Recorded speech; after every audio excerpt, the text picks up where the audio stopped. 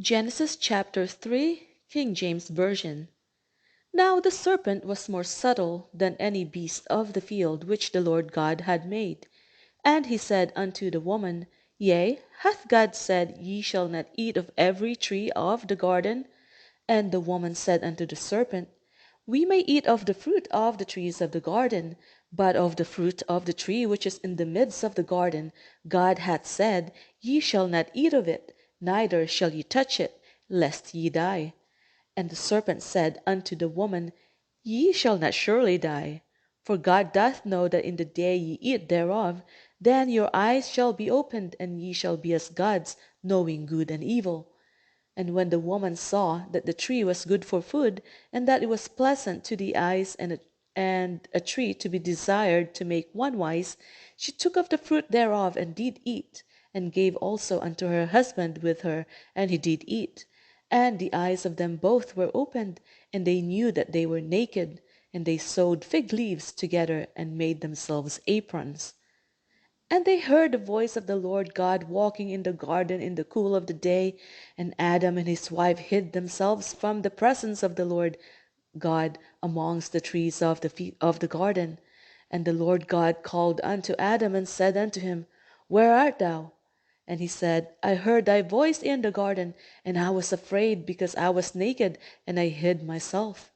And he said, Who told thee that thou wast naked? Hast thou eaten of the tree whereof I commanded thee that thou shouldest not eat?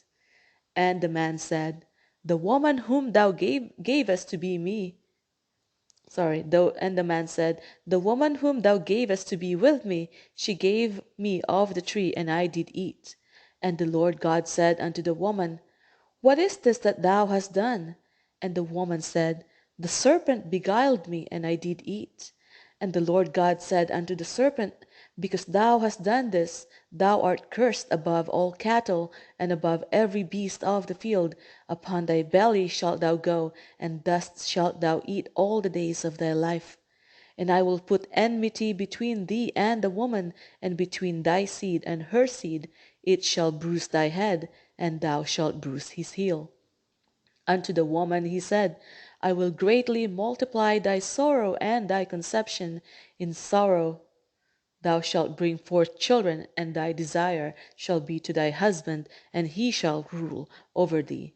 And unto Adam he said, Because thou hast hearkened unto the voice of thy wife, and hast eaten of the tree of which I commanded thee, saying, Thou shalt not eat of it. Cursed is the ground for thy sake. In sorrow shalt thou eat of it all the days of thy life.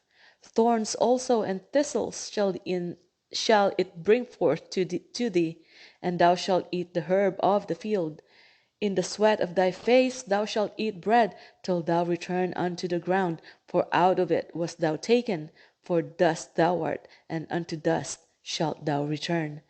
And Adam called his wife's name Eve, because she was the mother of all living. Unto Adam also and to his wife did the Lord God make coats of skins, and clothed them. And the Lord God said, Behold, the man is become as one of us, to know good and evil. And now, lest he put forth his hand and take also of the tree of life, and eat and live forever. Therefore the Lord God sent him forth from the garden of Eden to till the ground from whence he was taken. So he drove out the man, and he placed at the east of the garden of Eden cherubims and a flaming sword, which turned every way to keep the way of the tree of life.